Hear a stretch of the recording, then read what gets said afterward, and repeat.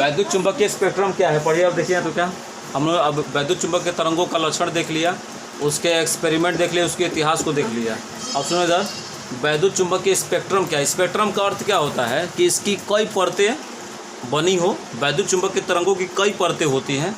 जैसे हम लोग कहेंगे कि एक्सप्रेसवे होता है, उसके लिए कई रूट वाली गाड़ियाँ के लिए रूट बने होते हैं, जाने के लिए अलग होता है, आने के लिए अलग होता है। उसी तरह अगर वैद्युत चुंबकीय तरंगों में अगर स्पेक्ट्रम को देखा जाए, स्पेक्ट्रम मतलब क्या, कई पथ हो जाने के लिए, तो उनको किन किन भागों में बांटते हैं हम लोग पढ़ने वाले हैं। थोड़ा लंबा हेडिंग हो, थोड़ा ध्यान दीजिएगा आप लोग।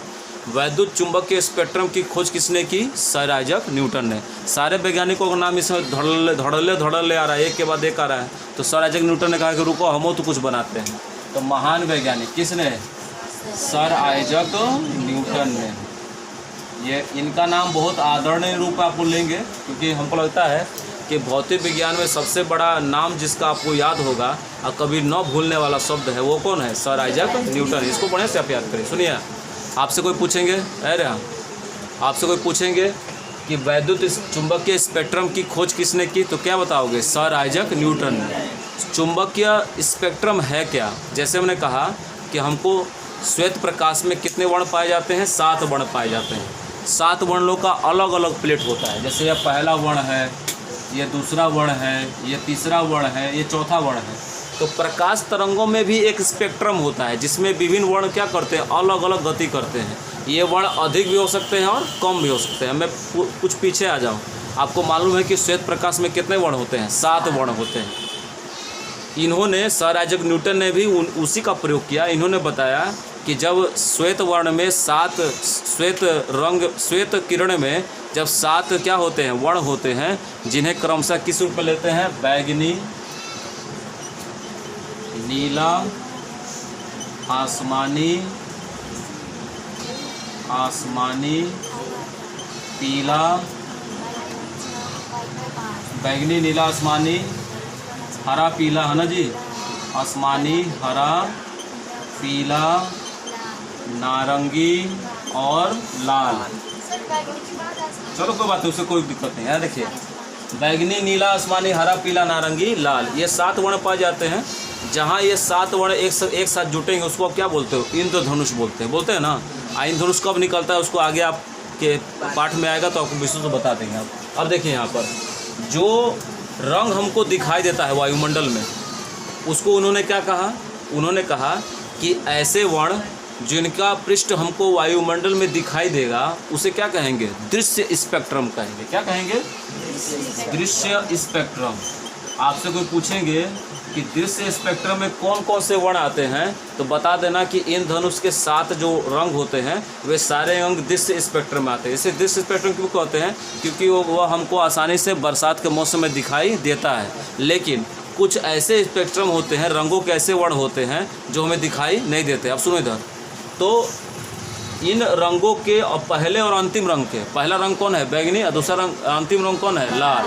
तो बैगनी रंग से भी ऊपर के और भी रंग होंगे, और भी स्पेक्ट्रम की परतें होंगी, और नीचे भी परतें होंगी। इससे बड़ा तरंगदैर्ध्य वाला भी वर्ण होगा और इससे कम तरंगदैर्ध्य वाला, उल्टा बोल रहे हैं, ऊपर बैगनी है ना, तो यदि इससे कम तरंगदैर्ध्य वाला भी वर्ण होगा और इससे लाल से ज़्यादा तरंगदैर्ध्य वाला भी वर्ण होगा। आपको फिर दोहराया, फिर ध्यान दीजिएगा। बैगनी रंग का अगर मान लिया जाए कि ऊपरी पृष्ठ किस रंग का है, बैगनी रंग का, इसका तरंगदैर्ध्य कितना मानते हैं बाबू, 4 × 10⁻⁷ मीटर का। और नीचे यदि लाल रंग है तो उसका तरंगदैर्ध्य कितना होता है, 7.8 × 10⁻⁷ मीटर का। लेकिन क्या इन तरंगों को हम देख सकते हैं, हाँ बिल्कुल देख सकते हैं। क्या इस स्पेक्ट्रम को देख सकते हैं, हाँ देख सकते हैं। इसलिए इसे कौन सा स्पेक्ट्रम कहते हैं, दृश्य स्पेक्ट्रम। इसको किसने कहा दृश्य स्पेक्ट्रम, सर आइजक न्यूटन ने। उन्होंने यह भी खोज निकाला कि इससे भी ज़्यादा हो सकता है, इससे भी कम स्पेक्ट्रम वाला वर्ण हो सकता है।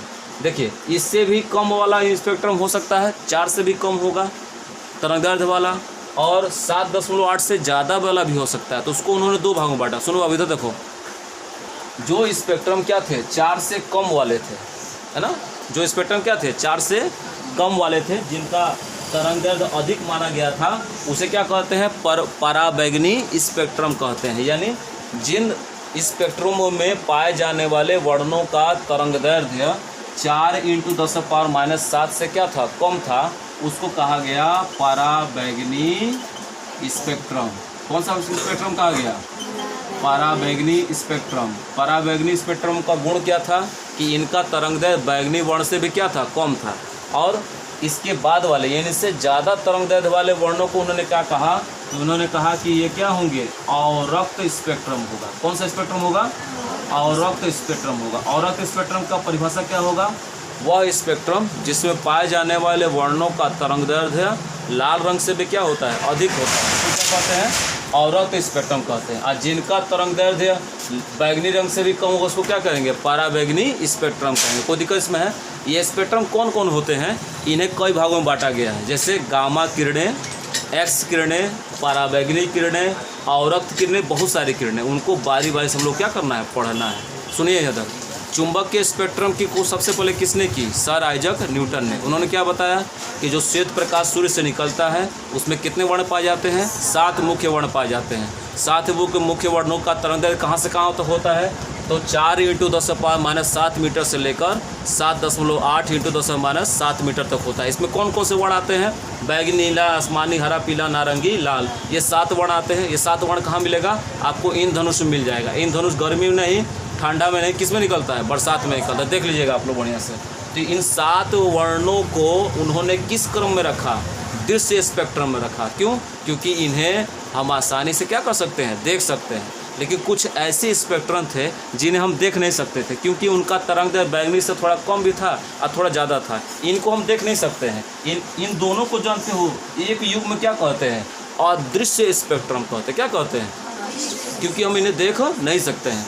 अदृश्य स्पेक्ट्रम कितने प्रकार के होते हैं? 2 प्रकार के। एक होता है अवरक्त स्पेक्ट्रम और एक होता है पराबैंगनी स्पेक्ट्रम। अवरक्त स्पेक्ट्रम किसे कहते हैं? जिनका तरंगदैर्ध्य लाल वर्ण से भी क्या होता है, अधिक होता है, और जिनका तरंगदैर्ध्य बैंगनी रंग से कम होता है उसको क्या कहते हैं, कौन सा? पराबैंगनी स्पेक्ट्रम कहते हैं। स्पेक्ट्रम में भी कई तरह की किरणें होती हैं, उसको हम इसको बाद में क्या करेंगे, धीरे धीरे पढ़ के हेडिंग करेंगे। आप लोग बढ़िया से याद कर लीजिएगा।